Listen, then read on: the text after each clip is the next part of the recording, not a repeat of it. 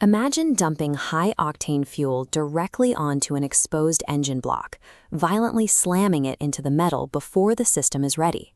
The human digestive tract operates as a highly calibrated mechanical refinery. It relies on a strict operational sequence to break down fuel efficiently. When you eat a piece of bread or drink juice on an empty stomach, that raw glucose completely bypasses the system's built-in processing delays. Looking at this cross-section of the stomach chamber, you can see the initial mechanical failure. The pyloric valve, the literal gateway at the base of your stomach, opens wide. A massive, uncontrolled wave of glucose particles drops straight into your bloodstream. What we call a sugar rush is an acute failure of fluid dynamics. The refinery is overwhelmed by the sheer velocity of the delivery. Down in the microscopic pipes of your vascular system, that sudden surge creates immediate structural damage. Glucose molecules slam into the elastic proteins lining your blood vessels, permanently fusing to them. These mutate into toxic structures called advanced glycation end products. As they accumulate, your vascular pipelines lose natural elasticity, becoming stiff, brittle, and prone to failure, biochemically identical to internal rusting. Your average blood sugar over a 3-month period doesn't drive this decay. The irreversible rusting is forced by the extreme, rapid spikes that crash through your system meal after meal. We can rewind this process and prevent the flood entirely by altering the physical state of the pipeline before the carbohydrates ever arrive. The intervention requires eating dietary fiber, like vegetables, at the very beginning of your meal. As soon as that fiber hits your digestive tract, it rapidly hydrates and begins to swell.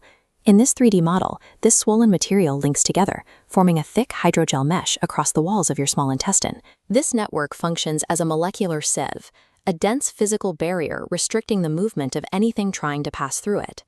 Fiber acts as a structural retrofit. It physically engineers a highly regulated environment for digesting fuel. Deploying this sieve also triggers a powerful secondary automated feedback loop within the rest of your digestive engine. The hydrogel net pressing against your intestinal walls triggers the release of GLP-1. These molecules act as an emergency brake, communicating with the stomach's pyloric valve, which tightly clamps down. This constricted valve now forces a highly metered, slow release of material. By simply eating your vegetables first, your body activates an automated braking system, converting a chaotic glucose dump into a heavily restricted, controlled release. Now you can introduce the carbohydrates to the meal, but this time they are entering a pipeline fully defended by the fiber sieve and the hormonal brakes.